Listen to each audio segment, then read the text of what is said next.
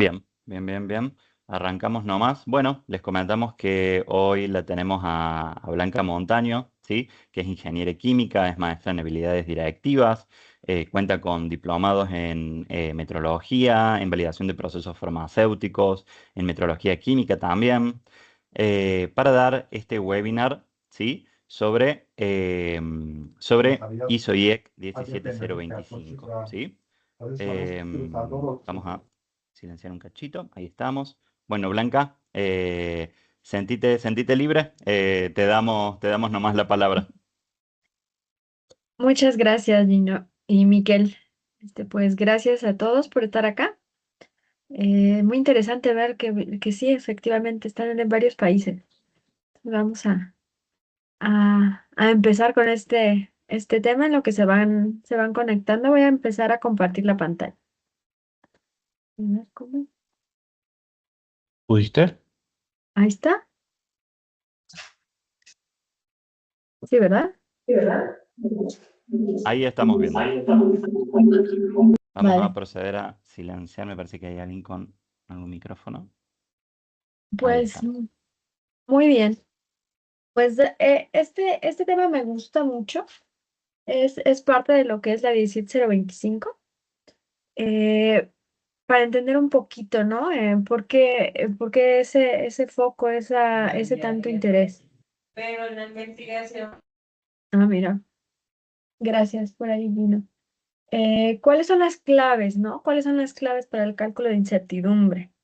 Aquí, como estamos hablando efectivamente de la 17025, pues son laboratorios de calibración, pero también laboratorios de ensayo, ¿no? No necesariamente tienes que ser de calibración para requerir o necesitar el cálculo de la incertidumbre, ¿no? Aunque siento siempre que es como un pequeño tema así como escabroso, ¿no? Como que es lo que les da luego un poquito de temor de saber si se está haciendo correctamente. Pero vamos a ver por qué, ¿no?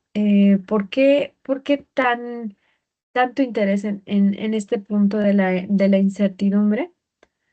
Bueno, como laboratorios de ensayo de calibración, pues todo el trabajo, todo el proceso o el producto final que se tiene que hacer se obtiene de mediciones, ¿no? Entonces estamos midiendo y tener un sistema de gestión con 17.5 indica que somos competentes técnicamente, ¿no? ¿Y qué es lo que demuestra esa competencia técnica? La incertidumbre. Entonces, eh, cuando me puse a pensar cuáles serían las claves, ¿no? ¿Cuáles son las claves del cálculo de incertidumbre? Pues nos vamos a lo básico, que a veces como que se da por hecho, y ahí es donde está el meollo del asunto, ¿no? Entonces, empezando con las mediciones, ¿no? Llego aquí, ¿no? A mí me gusta mucho usar este diagrama. Es un diagramita en donde intento resumir todos los conceptos que tienen que ver con la incertidumbre, ¿no? Entonces, todos los procesos que se hacen en un laboratorio de calibración o de ensayo tienen que ver con mediciones. Mediciones que están hechos con un procedimiento de medida. Entonces, ya sea, si es una calibración, pues está involucrado el patrón, está involucrado el mensurando, tengo que hacer la calibración y obtener un resultado de medida que va a ser un error de la medición.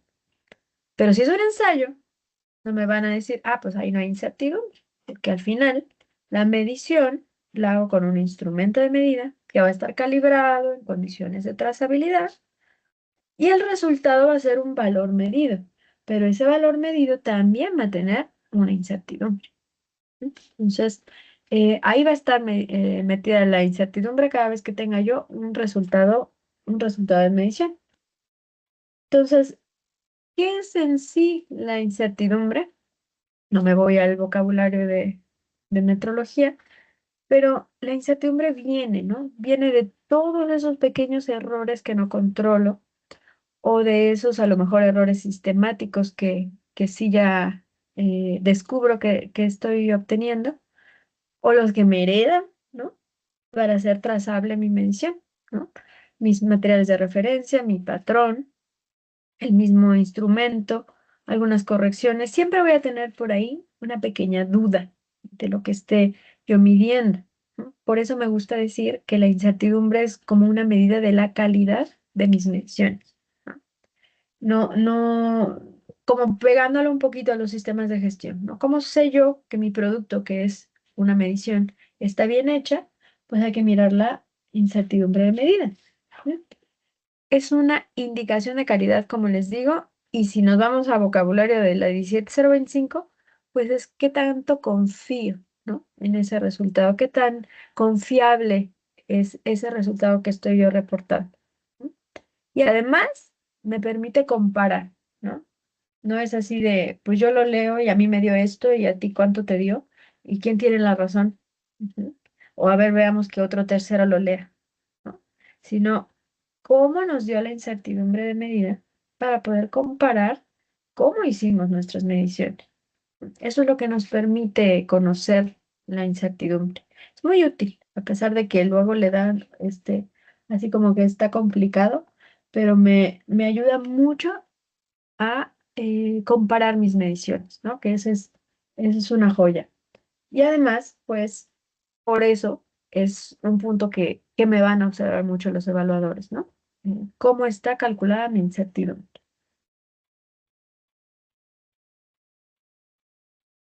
Eh, Eso es lo que es la incertidumbre, pero ¿qué es lo que no es? Ahí, a ver qué me pueden comentar al respecto, ¿no? Que puede ser así como medio debatible, ¿no?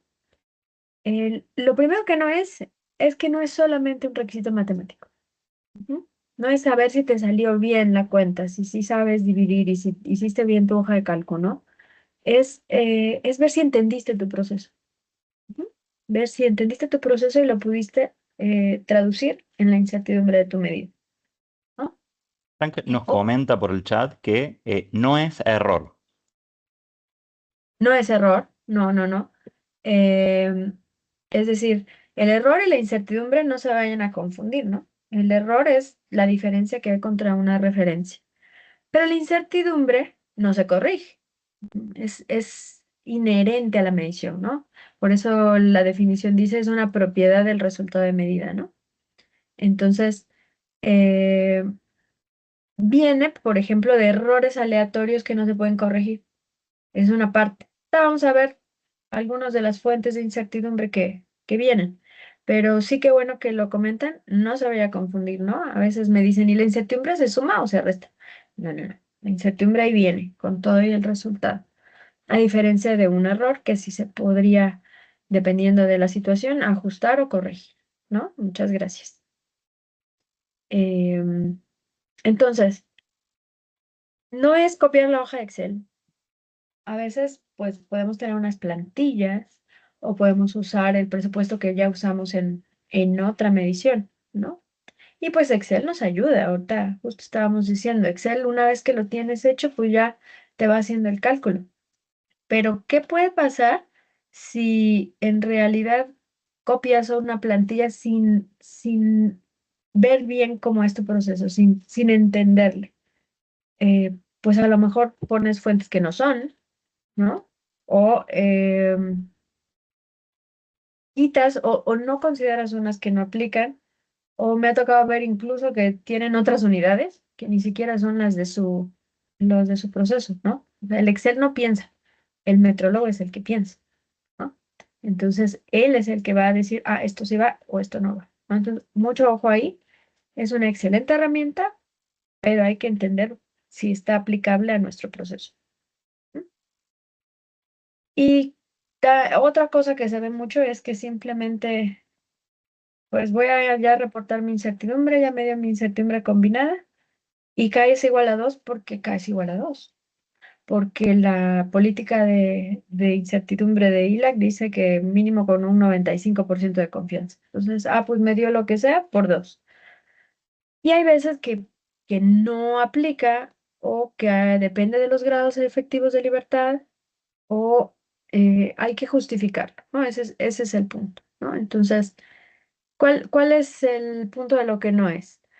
No es una fórmula, ujú, no es un archivo o un número fijo, ¿sí? Es la representación técnica del comportamiento de nuestro proceso. Entonces, si eso lo representa, vamos bien. ¿Sale? Ahí cómo vamos.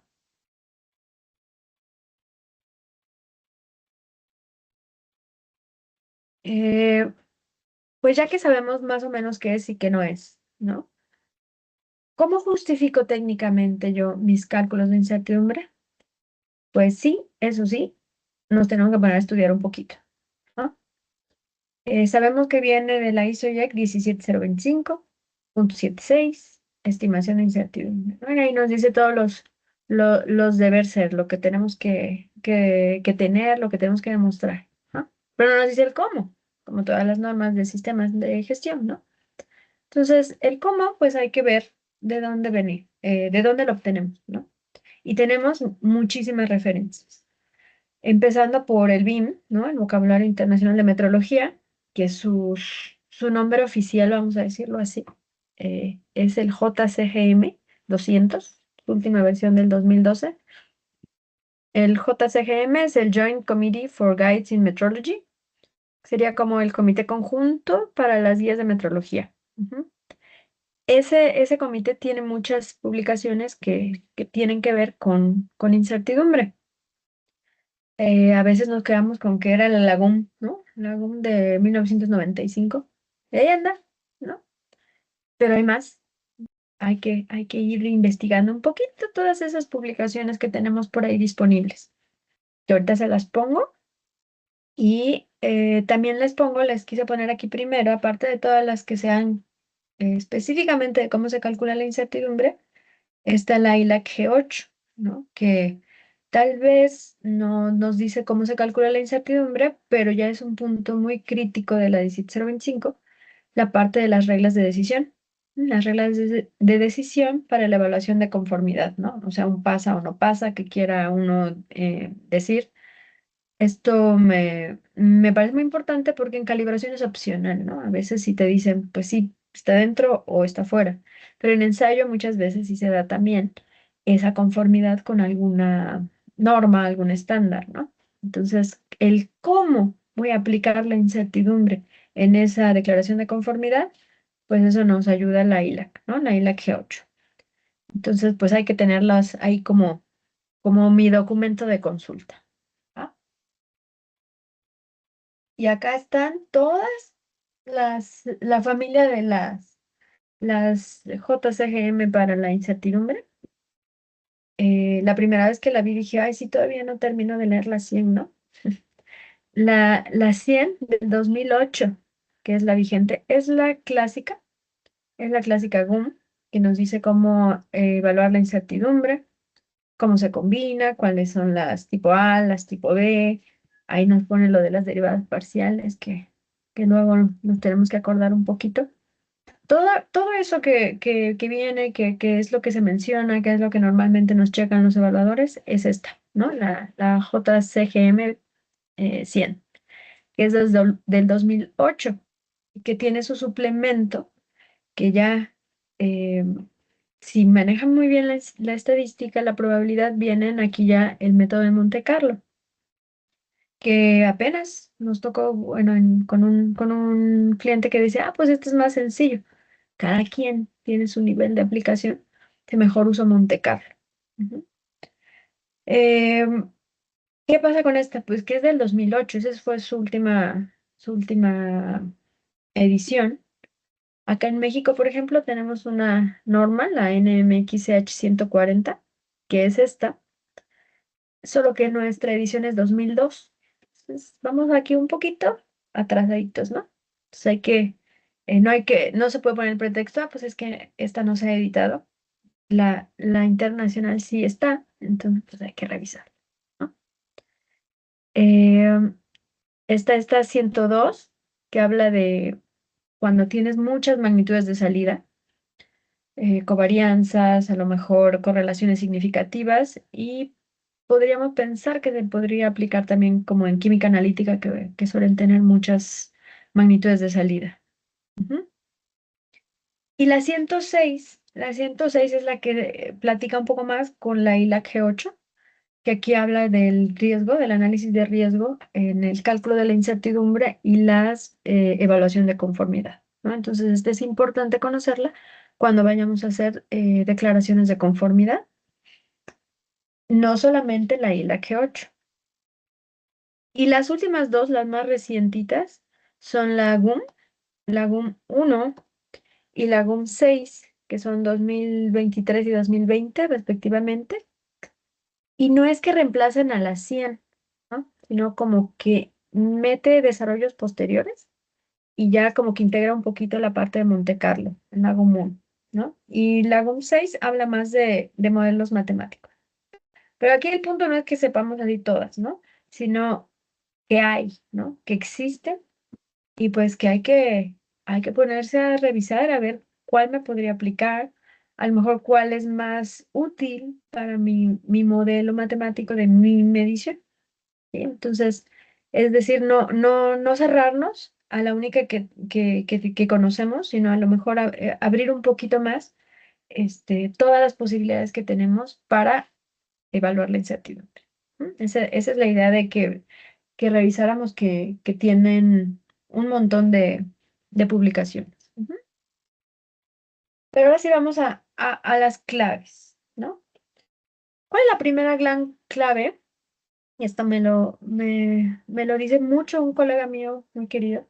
Siempre que le pregunta a uno, ¿cuál es el problema? Pues es que ¿el mensuran? Pues ese sí me lo sé, ¿no? Yo sí sé qué es lo que quiero medir. Dice, fíjate que no. A veces no se define bien, está con términos vagos o no considera todas las condiciones de medida y eso hace que no se mida bien, ¿no? Entonces, ¿cuál es el punto? Si el mensurando se puede interpretar de más de una forma, entonces está mal definido. Es como les pongo ahí, una mesa. Si yo les digo, a ver, ve y mide la mesa. Ah, que mi mensurando la mesa. ¿Pero qué? Ah, pues a lo mejor mido un lado, o a lo mejor los dos lados, o a lo mejor mido la altura, ¿no? A lo mejor sí es este es un cuadrado, pero si fueran lados diferentes, ¿cuál es el que quería yo medir? Si no queda bien claro qué es lo que quiero medir, no está bien definido.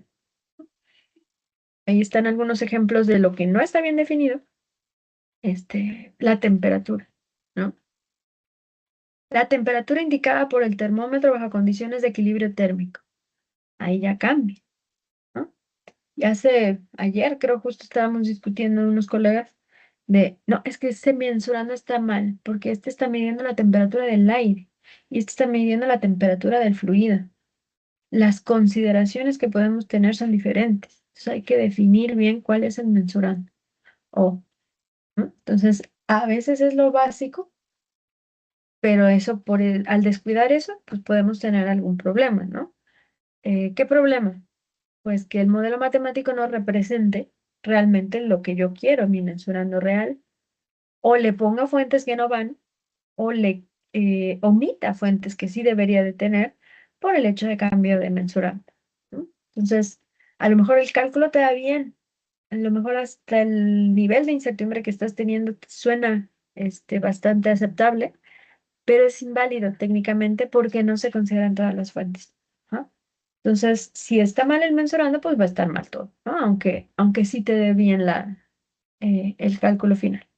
Entonces, primera clave, defina muy bien el mensurante, ¿va?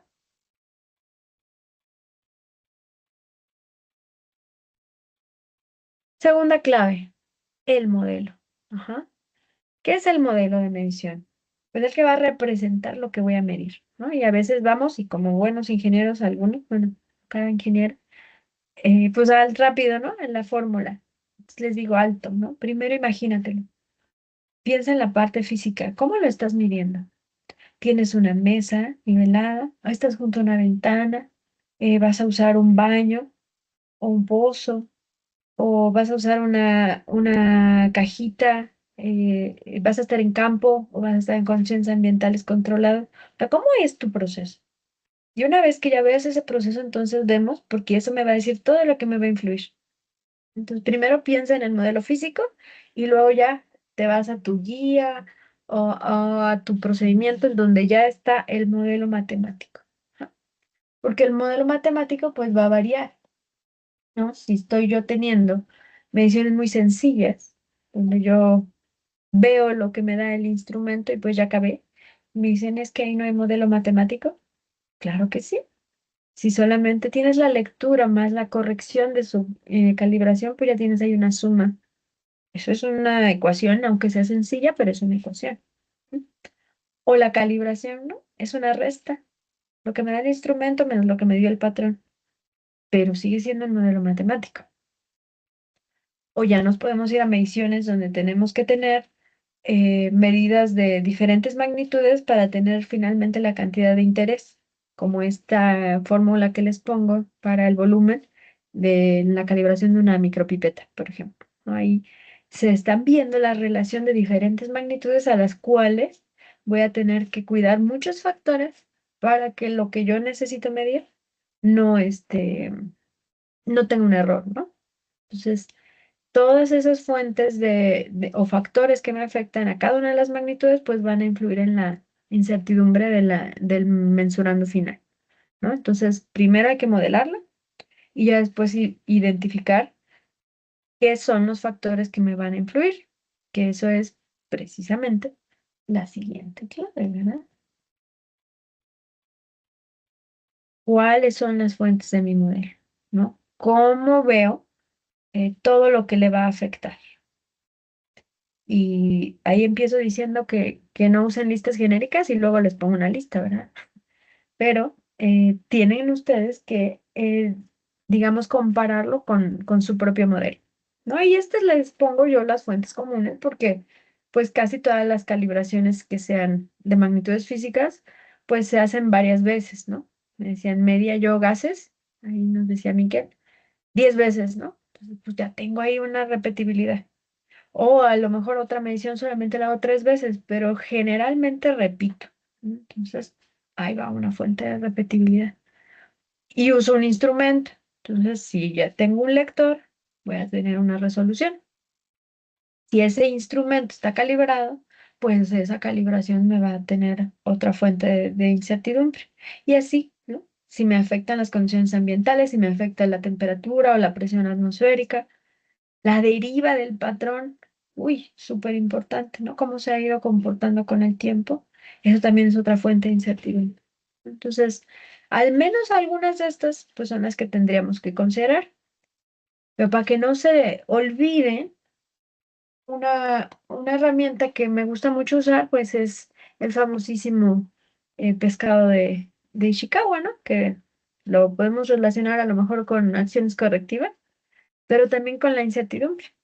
¿No? ¿De dónde viene? Ah, pues del equipo. Ahí está la calibración, la resolución o mis condiciones ambientales. O a lo mejor el personal, ¿no? También, si tiene mucha experiencia, ¿no? O no.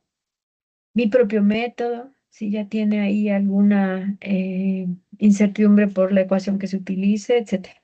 ¿No? Entonces, esto les ayuda a identificar todas las fuentes y ver si van directo en mi modelo o si solo las tengo que controlar para que no me varíe alguna de las magnitudes de entrada. Blanca, Ujú. Sí, por chat, Frank nos pregunta que cuál es el número ideal de repeticiones. uy, depende muchísimo. Esa es mi respuesta favorita, ¿eh? Depende. Pero eh, no es lo mismo, por ejemplo, me voy a ir a temperatura. Tengo debilidad por temperatura. Cuando calibras en baño, en un medio líquido, puedes tomar 5, ¿no? Porque es un medio bastante controlado, muy estable. Pero si la misma temperatura la mides en una cámara, en un horno, pues ahí ya te diría mejor toma 20. O si está en una cámara pequeñita, pues unas 10. Ahí todo depende de qué tan estable es el medio que vayas a medir. En presión, por ejemplo, puedes medir 3 veces o 4 y todo está bien. Él nos comenta que le interesa medir longitud. Y aprovecho para comentarte lo que un día me comentaron a mí en el laboratorio, que era la cantidad de mediciones que hay. Si buscamos un porcentaje disertación, ese número del porcentaje no se mueve, se puede mover es la cantidad de veces que medimos. Entonces, ahí depende de nosotros de cuántas veces vamos a medir para intentar que ese 95 sea lo más real posible, subir la cantidad de mediciones y así poder acercarnos probablemente más hacia el cálculo más acertado. Claro, es que ahí va pues ahí hay que hacer un compromiso entre el tiempo y el nivel de riesgo o el nivel de incertidumbre, ¿no? Porque así nos decían también, por ejemplo, en balanza, pues la repetibilidad es mala 10 veces. Y digo, bueno, si vas a hacer una balancita de una muy buena resolución y vas a pesar 100 gramos 10 veces, pues adelante, ¿no? Porque vale la pena, porque tiene una exactitud muy buena ese instrumento y entre más repeticiones, como bien dices, mejor estimado, ¿no? Va a estar mi valor. Pero si ya lo tienes que hacer 10 veces cuando vas a cargar 250 kilogramos, pues entonces ya se empieza a poner un poco complicado y además la resolución que tiene ese instrumento y su exactitud, como que ya no vale tanto la pena estar dedicándole ahí 10 lecturas cuando con la mitad podríamos, ¿no? Entonces, sí, o sea, está súper bien eso. Depende mucho de cuánto quieres meter de incertidumbre, pero ahí ves, todo tiene que ver con esa incertidumbre, ¿no? ¿Qué incertidumbre le quieres dar? Menos, pues entonces dale más lecturas. No es necesario que sea tan pequeñita, pues tampoco son necesarias muchas lecturas. ¿No? Si va junto con pegado ahí, ¿no? No sé si con eso resolvemos la duda. Sí, Frank nos responde que, o sea, que está muy bien, lo entendió, pero surgió otra duda de parte de Virginia que nos comenta que afecta el costo de la realización de esas repeticiones también. Y sí. Claro. Bueno, ese siempre está ahí por atrasito, pero ahí va, ¿no? O sea, si te vas a tardar 2 horas contra media hora, pues hay todo, ¿no? O sea, el tiempo, el costo, la cantidad de instrumentos que puedes hacer, pues todo está ahí relacionado, ¿no? Si vas a hacer un instrumento de súper buena exactitud, tampoco va a ser el mismo costo que si fuera algo de, o sea, un poquito más, de baja exactitud, ¿no? O sea, ahí va siempre el costo, ¿no? Nos decía a veces ahí el Senam, pues ahí es como que un diálogo con el cliente, qué incertidumbre quieres? Y entonces, ¿cuánto te podemos ayudar con eso, ¿no? Pero sí, obviamente influye, ¿no? Influye muchísimo, no puedes, o no es lo más rentable, vamos a decirlo así, calibrar igual todo, tiene mucho que ver la exactitud del instrumento. Y pues sí, ahí hablen con su área de finanzas, van a ver si no están de acuerdo. ¿Alguna otra pregunta, Miquel? No, no, no, por el momento no. Perfecto. Muy bien, a mí me encanta que pregunten, si es que pregunten, porque la idea es esa, ¿no? Ver si les resuena por ahí algo y podemos, resolverlo o dejarlos con más dudas, a ver qué podemos hacer. Siempre Pues invitados a prender el micrófono, ¿sí? Si se animan, adelante. eso es, muy bien. Bueno, Pues de hecho ahí digamos, vemos que Agustín está levantando la a mano. No ver, sé por ahí me parece si bien. se anima a consultar. Hola, buenas, ¿cómo están? ¿Me escuchan? Sí, Me ofrece una consulta si puedo o lo puedo dejar para el final del webinar, como les quede más cómodo. pues no sé, a ver, y si no lo vemos. Es Bueno, sobre las fuentes de si incertidumbre. No sé si... Ajá,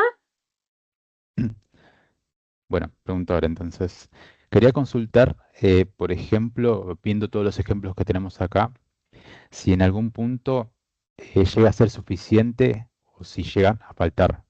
Porque, por ejemplo, yo cuando tengo que hacer un cálculo de incertidumbre de alguna magnitud, por ejemplo, dimensional, yo quizás tengo en cuenta 5 fuentes, pero seguramente tengo muchas más para agarrar. Y quería saber en qué punto es suficiente y cuándo estoy falto. Esa es mi consulta. excelente pregunta, muchas gracias. Sí, a veces, si hiciéramos que por eso les digo es muy útil, te pueden salir, no sé, 20 fuentes de incertidumbre, ¿no? Entonces, bueno, ¿a qué hora voy a meter todas esas? Hay una regla que nos decía mucho los colegas del SENAM, y que se mete mucho en las guías de calibración, ¿no? Puedes tener un montón. Calcúlalas una vez, decían ellos, cuando estés a lo mejor validando el método, ¿no? Calcúlalas alguna vez y ve qué porcentaje tiene, o sea, cuáles son las que más te influyen, ¿no? Estas a lo mejor algunas, el patrón o el baño o las condiciones ambientales, ¿cuál es la que pesa más, la que aporta más, ¿no? O sea, el 30%, el 40%, y así vas viendo cuáles son las que pegan más. Y te dicen, si ya es 10 veces más chica, ya no la consideres. ¿Por qué? Porque la pongas o no la pongas, no te va a influir en el resultado final. Ajá. Digo, no vayas a quitarla del patrón, aunque el patrón sea pequeñito. Pero si ya son muchas fuentes de incertidumbre y hay unas que realmente no impactan en el resultado, no es necesario tenerla. Solo lo justificas. O sea, en el procedimiento puedes poner, pueden existir todas estas, pero estas son las que tienen mayor impacto en el resultado y esas son las que voy a considerar y está bien, ¿no? Mientras, si tu método te dice considera estas, pues considéralas. Si no te dice nada, considera tú las más importantes, ¿no? Eso ayuda mucho para que no estés calcule y calcule cada vez que haces tus mediciones. Pero sí, es como una regla, ¿no? La que 10 veces más pequeña que la más grande, ya, con esa es suficiente considerarlo. Buenísimo, Sí, muchas gracias por responder. Está muy buena respuesta. gracias. Pues vamos a seguir Ya ven, es que calcular las incertidumbres, pues ahí empieza el meollo, ¿no? Poder encontrarlas. Por eso es bueno hacer ese como arbolito, ¿no? De dónde saco yo las fuentes de incertidumbre. Y lo demás ya diría yo, pues ya viene de bajada, ¿no? Calcular cada uno, ¿no? Sabemos que este es el símbolo de incertidumbre, así como nos pusieron que X es la variable desde que vimos álgebra, pues la U es la incertidumbre. Y es minúscula porque es la incertidumbre estándar y hay que ver cómo voy a calcular cada una, ¿no? Primero, el primer problema es encontrar las fuentes y ahora calculo cada una. ¿Cómo calculo cada una? Ahí sí ya entramos a Go, ¿no? ¿Es A o B? A mí eso siempre me encanta porque es la definición más corta que he encontrado de todas las cosas. La tipo A es estadística y la B, no.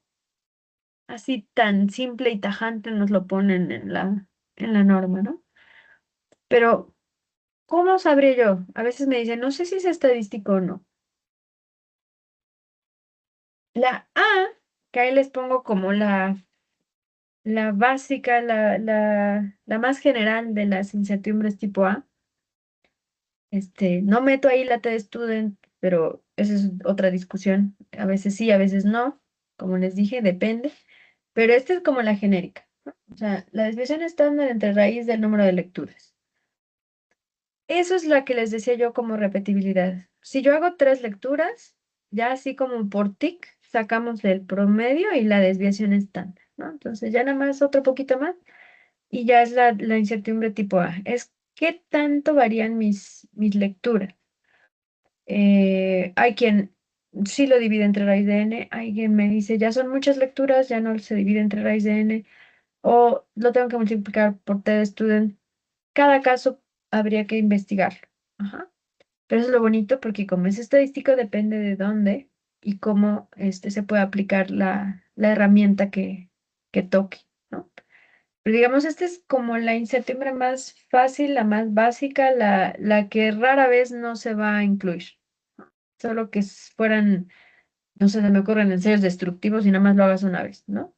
Pero generalmente hacemos varias mediciones. Entonces, esta es uno de los análisis estadísticos, ¿no? Que es la desviación estándar, la más básica. Pero si hiciera yo una corrección de mis lecturas, de mis patrones, y tengo que hacer una regresión lineal, pues entonces también tengo ahí un error sistemático por usar la ecuación de corrección y ahí me sale otra fuente de incertidumbre estadística. Y si yo tengo muchos analistas o muchos metrólogos y voy a hacer un estudio R&R, pues ahí tengo un estudio R&R de repetibilidad y reproducibilidad de mi método. O es una NOVA o alguna otra herramienta que me permita saber cómo funciona la medición entre todo el personal. Eso también es una tipo A, ¿no? Es decir, solamente esos tipos de evaluaciones en las que estoy haciendo análisis estadístico, todos esos pueden influir en lo que es mi repetibilidad y es un tipo A. Y si no es eso, es B, ¿no? O sea, cualquier otra fuente de información, ¿no? Que no sea estadística. ¿Cuál otra? Mi método. A lo mejor estoy usando la ecuación de densidad del aire, simplificada, no la del BIPM, sino simplificada. Ahí tiene una incertidumbre. Oye, pero mi norma me pide que tenga X fuente de incertidumbre, ese es tipo B. Es que los límites de especificación del fabricante, ese es tipo B. ¿Cómo ha comportado la deriva? Ahí está la tipo B. La resolución que ya les había dicho, una super resolución de mi instrumento, también es tipo B. Mi calibración de mi patrón, también. O sea, todas las fuentes que no vengan de un análisis estadístico como tal que yo esté haciendo, sería tipo B. Pero no la puedo usar así directa. Ya sabemos que pues es un número y las tipo A son una desviación estándar. No podemos sumar desviaciones estándar con numeritos, ¿no? Entonces tenemos que hacerle algo, ¿ah? Ver cómo se comportan mis datos, ¿no? Cómo espero yo que se comporten. Que aquí les pongo las más comunes, la rectangular, la que es uniforme, la probabilidad, o la normal, por eso le decimos normal o gaussiana, con el promedio, con la mayor probabilidad, y va bajando. Y una triangular que se parece un poquito a esta por los límites y un poquito a esta por la forma, ¿no? Pero ya depende de cuáles son los datos, cómo se comporta, si ya conozco cómo es su comportamiento, ¿no? Y ojo, ahí les pongo todavía un ojo. Ahí tengo otro colega, un doc, que me dice, no, no siempre los datos se asumen como normales, ¿no? Hay que ver si de verdad tienen un comportamiento normal. Ahí hay unas pruebas, la Shapiro-Wilk o Anderson-Darling, para suponer, o sea, siempre decimos las mediciones aleatorias son normales, pero a lo mejor no hacemos suficientes datos o suficientes mediciones para ver si sí lo son. Entonces, se puede hacer esta prueba, no como para que la hagan todo el tiempo, sino a lo mejor cuando validan su método y decir, no, pues sí, sí, sí tiene un comportamiento normal, y si no, pues qué voy a hacer, ¿no? O cómo voy a justificar la decisión de suponerlo normal, ¿no? Últimamente se ha enfocado un poquito eso en la parte de la validación del método, haber demostrado que sí era un comportamiento normal. Y pues ya hacer la evaluación, ¿no? No me voy a meter en el cómo y por qué se divide entre raíz de 12 o raíz de 3 o si fuera triangular entre raíz de 6. eh, pero hay que saber, ok, si esto es normal, pues es mis mediciones y ya habíamos visto, ¿no? La desviación está. No, que ya viene de mi informe de calibración. Es tipo B, pero yo asumo, como les decía hace rato, asumo que es normal. Entonces, pues nada más le quito la K. O la que es el comodín de todos nosotros, la rectangular. Si yo solamente me sé los límites, como por ejemplo la resolución o la deriva o un límite de error tolerado, que nada más tengo los límites, ¿no? Puedo asumir que fuera rectangular y ya puedo calcular mi incertidumbre sabiendo esos límites, ¿no? Es muy pequeñito, pero digamos, son las distribuciones de probabilidad más comunes en lo que es las mediciones o calibración. Y todo eso que acabo de decir viene en un diagramita general que venía en la GUM y en un documento del CENAM, si mal no recuerdo, sobre estimación de incertidumbre, que me dice, pues esto que acabamos de ver, ¿no?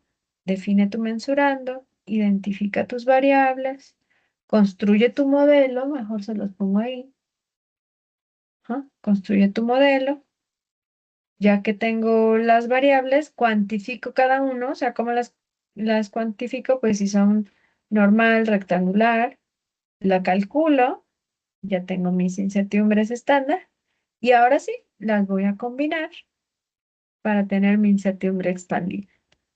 Y yo les decía cuando leía esto, ay, tan fácil, si nada más había que seguir ¿no? Pero bueno, hay que entenderle cada uno que tiene su detallito, ¿no? No es tan una recetita. Ujú.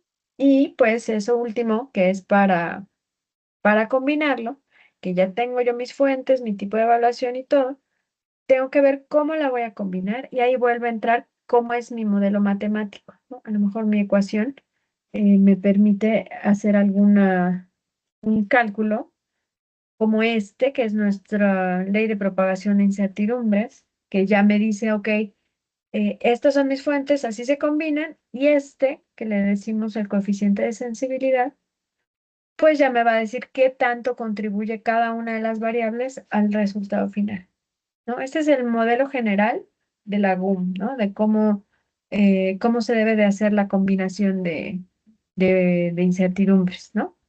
Que Blanca, viene, hacemos una pausita para consultarte, dado sí, que preguntan, ¿por qué a veces se toma el semi-intervalo y no el completo?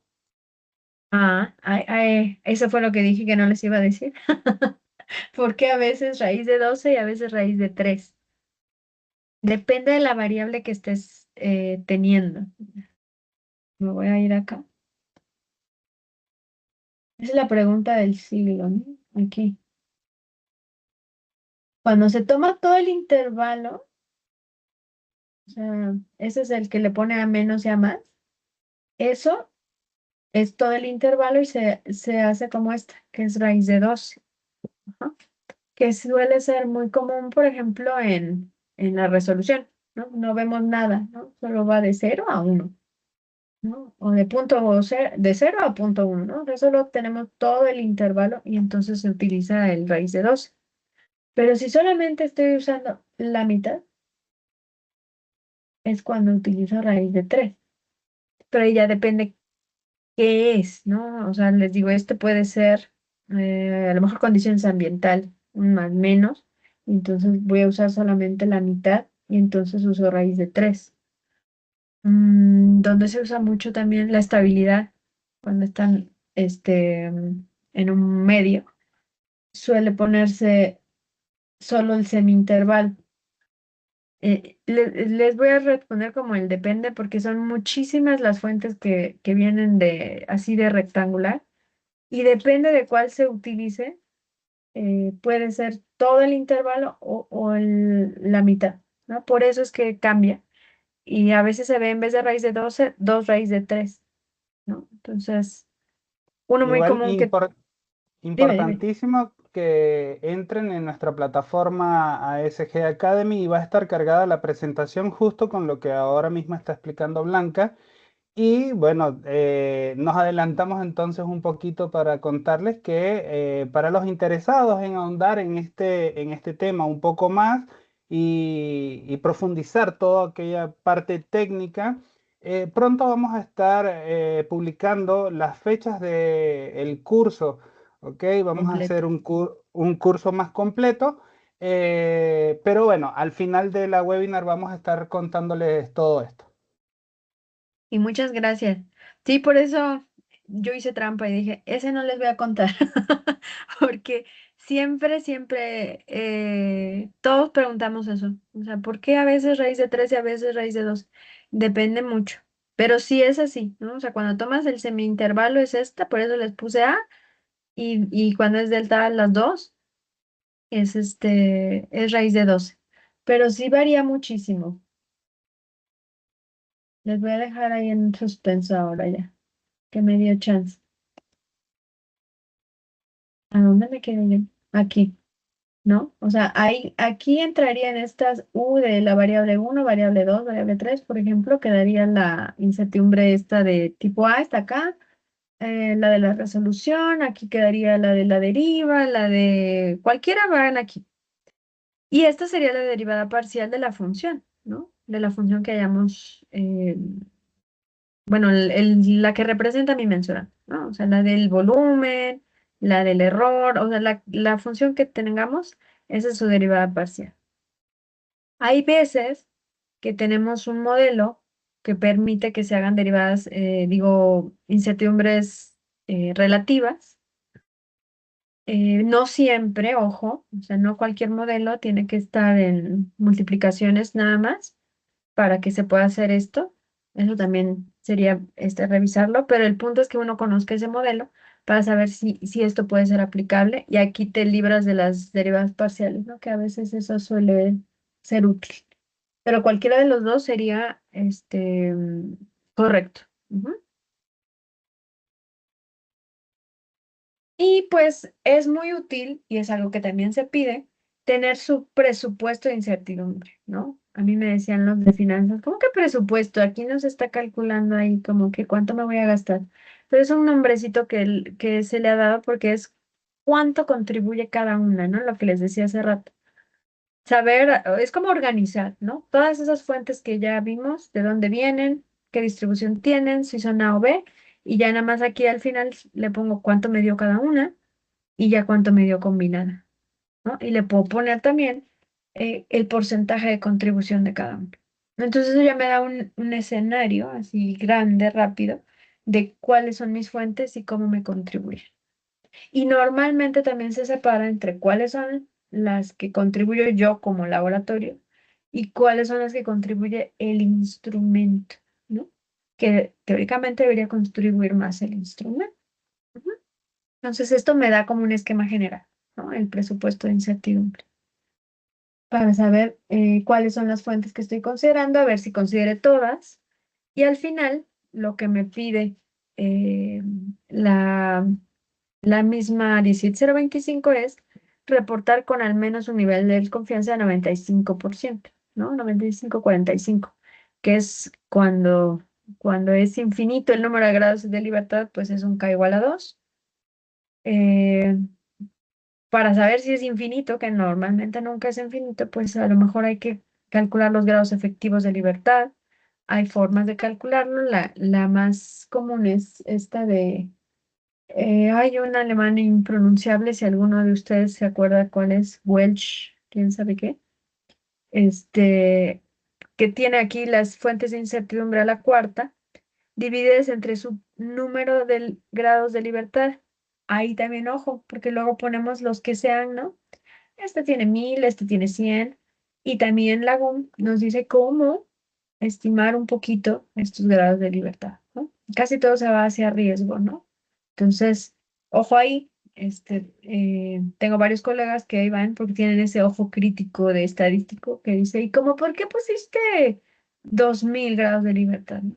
Y como nadie sabe, pues ahí les ponen su tache, ¿no? Pero si viene justificado, si viene en la GUM, sería cuestión de ir revisando cada una de las fuentes, pero sí se puede justificar sin problema para sacar los grados efectivos y poder multiplicar este, por el factor de cobertura que me dé el 95,45, ¿no? Y básicamente, pues ahí como que ya acabaron, ¿no? Ya tienen su incertidumbre. ¿Qué es lo que se ve? ¿Qué es lo que nosotros vemos? Que sea coherente, ¿no? Que las fuentes de incertidumbre que tienes pues, sean las de tu método, ¿no? Que se establezca bien la trazabilidad, es decir, que hagas las correcciones y que metas las fuentes que sí te dan la trazabilidad a tu resultado final. Acuérdense que la trazabilidad es del resultado, no del instrumento. Ahí oí un micrófono, ¿no? Sí, fue el link que ingresó y no estaba muteado, Blanca. No hay problema, podés continuar. Ah, ok. Pues básicamente, ¿qué vemos? Eso, que corresponde al modelo y el cálculo. Que he visto a veces que ponen en el presupuesto todas bien bonitas, ahí están todas sus fuentes, les queda muy bien, y en su hoja de cálculo normal no consideran ni la mitad. Y a ver, Todos los días tendrías que tener las mismas fuentes de incertidumbre que ya pusiste en tu presupuesto. O a lo mejor las más, las que tienen mayor impacto, ¿no? Entonces, ojo, que sí las consideren en su día a día. Y pues sí, finalmente, si ya hicieron su hoja de cálculo, pues que esté validada, ¿no?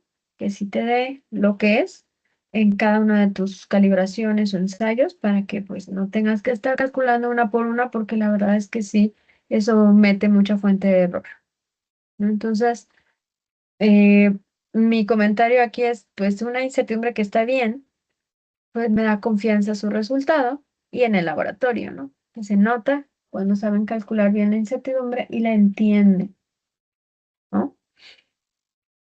Y pues ya finalmente, pues todas las mediciones que hagamos tienen su incertidumbre. A veces no la conocemos bien, pero ya que la podemos determinar bien, entonces confiamos en mi método, en mi medición, y podemos definir cuál es la exactitud con la que yo estoy reportando. Y pues un buen cálculo de incertidumbre no es el más largo, ¿no? Ni el más complejo, sino el que represente tu proceso y puedas defender, ¿no? Puedes defender técnicamente ante cualquier evaluador, ¿no? Ese sería mi comentario final. Conozcan su método, justifiquen por qué ponen o quitan las fuentes o las contribuciones y ya, con eso les da tranquilidad de que lo están haciendo bien todos los días, ¿sale? Y pues nada, yo les agradezco las preguntas, ellos ya tuvieron algunas dudas que les agradezco mucho.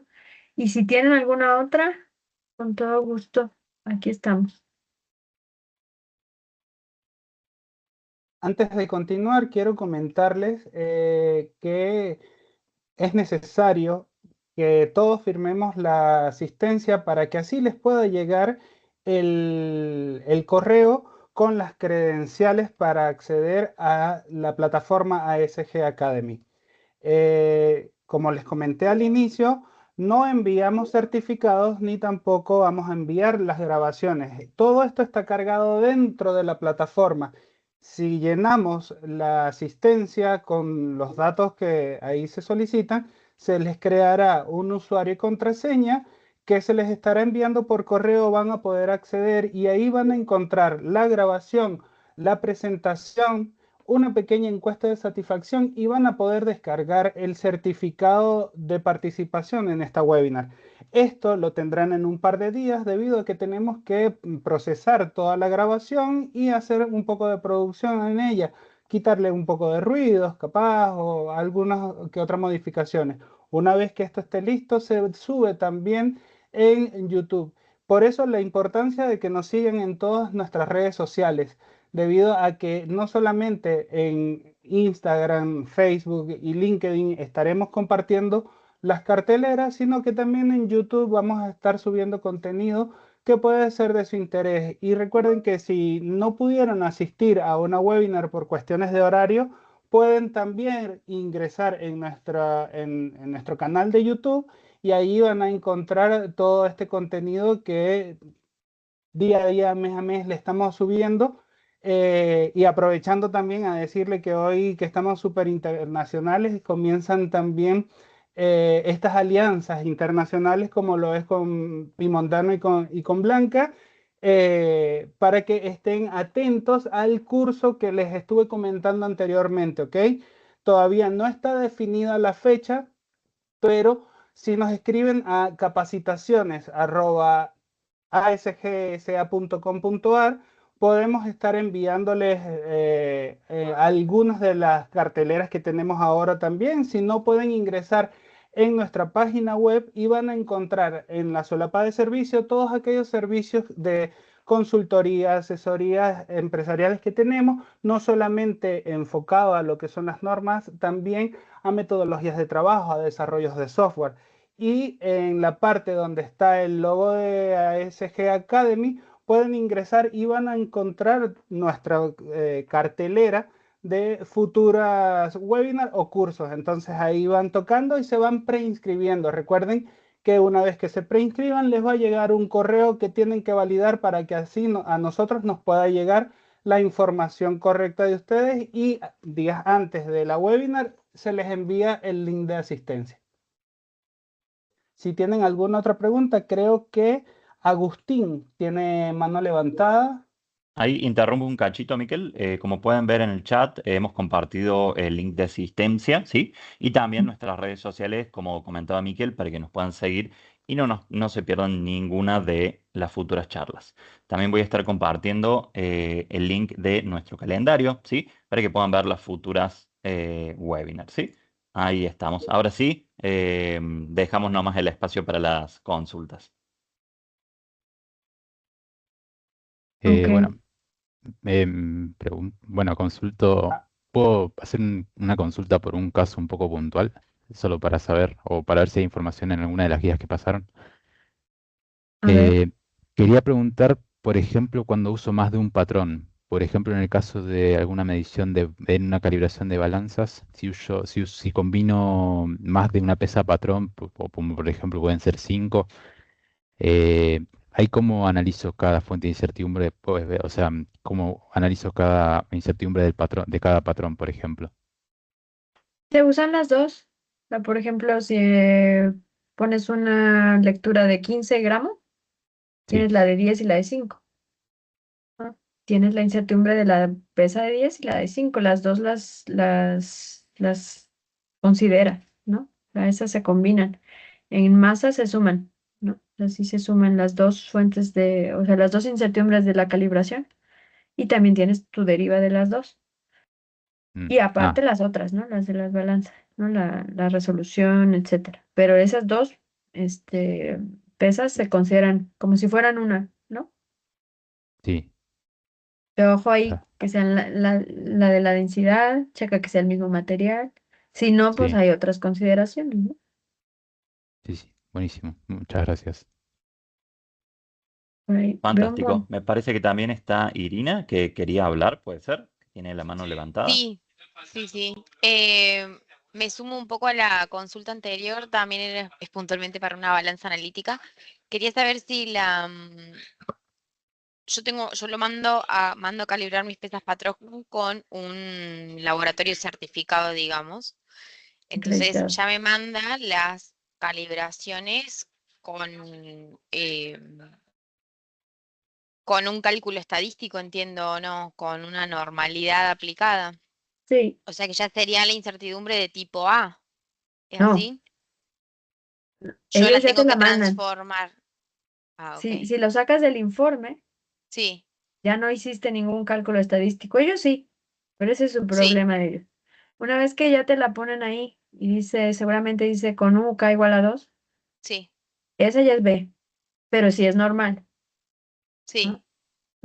Yo Solamente tengo hay que... que sacarla del informe, Ujú, o sea, como es K igual a 2, hay que dividirlo entre 2 para que uses esa incertidumbre.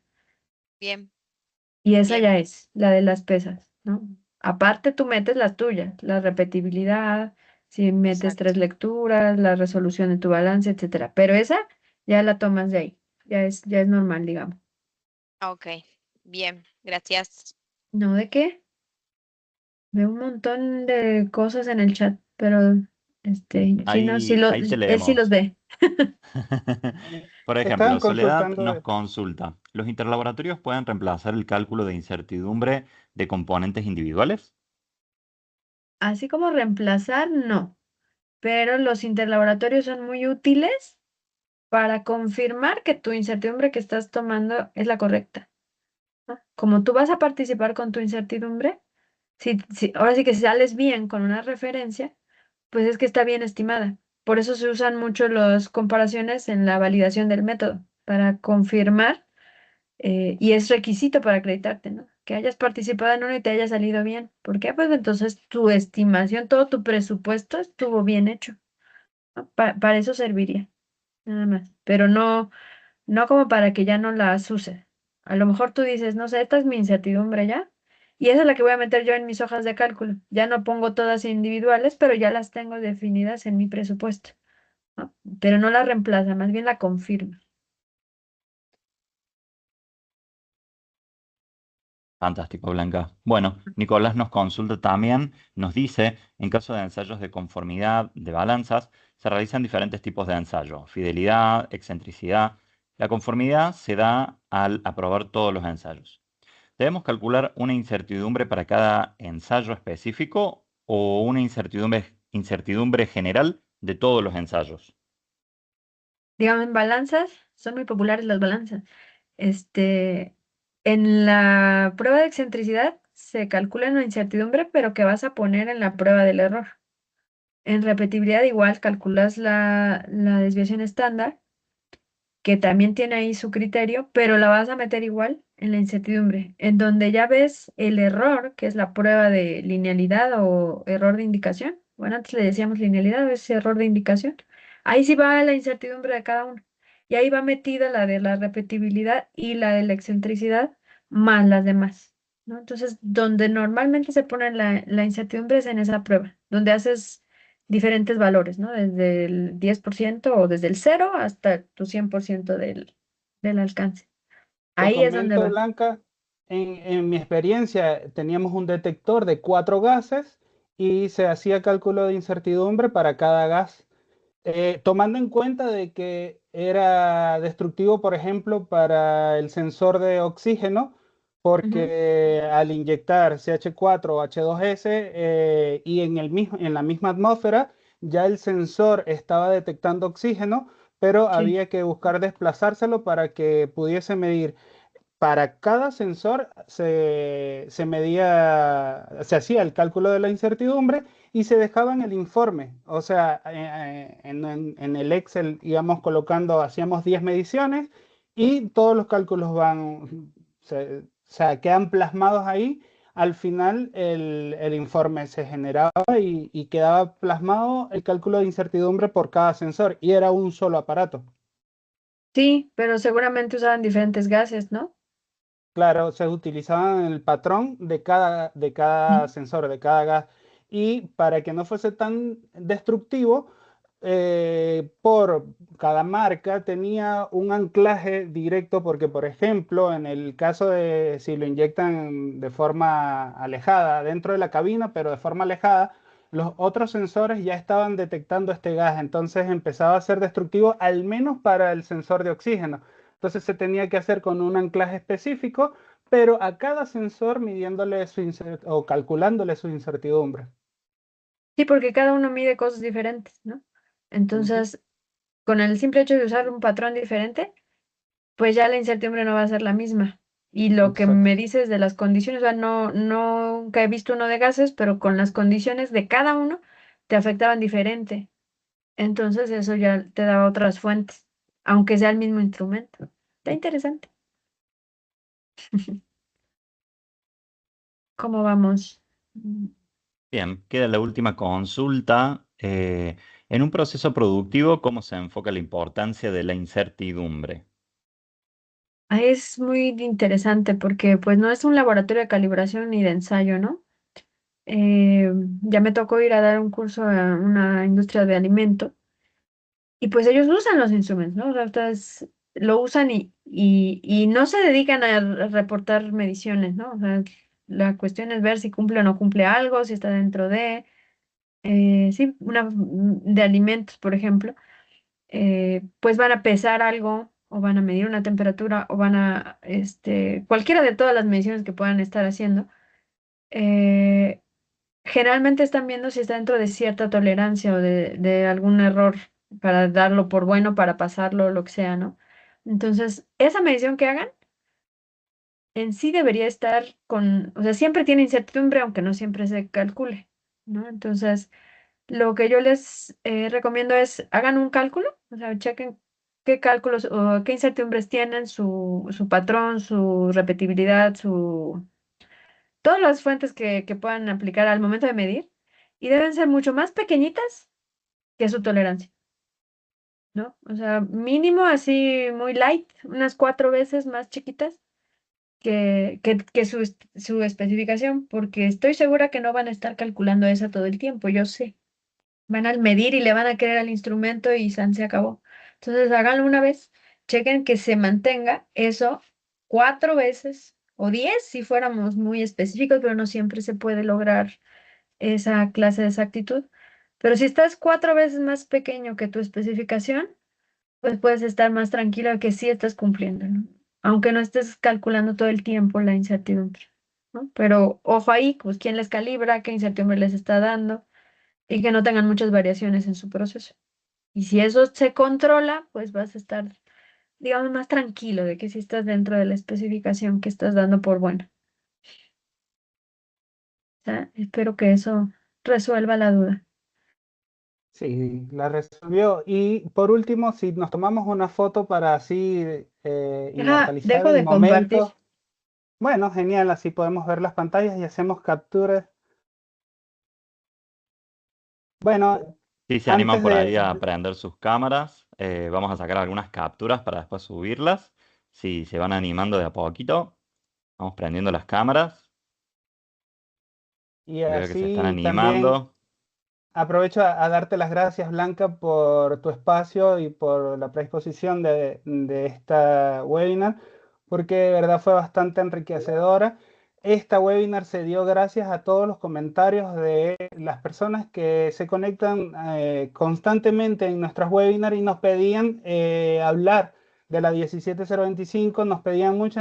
Bueno, llegó el momento, ya justamente, digamos, con la 10 que está hablando en el tema, que es la disertante de hoy. Y bueno, por eso también agradecerte y atentos todos porque se viene el curso, así que estén atentos al calendario. Muchas gracias, Muchísimas Miguel. gracias a todos por haber estado también, por haber participado. Así que bueno, si no restan dudas, si no queda ningún tipo de duda, daríamos por concluido nomás el webinar de hoy. Muchísimas gracias a todos por haber estado. Muchas gracias Nos a Gracias. todos vemos. y muchas gracias a ustedes por la invitación. Esperemos estar por acá de vuelta pronto. Muchísimas gracias, Blanca. Te agradecemos. Muchas Muchas gracias. gracias. Con seguridad te vamos a tener en cuenta para futuras charlas. Excelente. Cuídense mucho. Nos vemos. Nos vemos. Muchas gracias.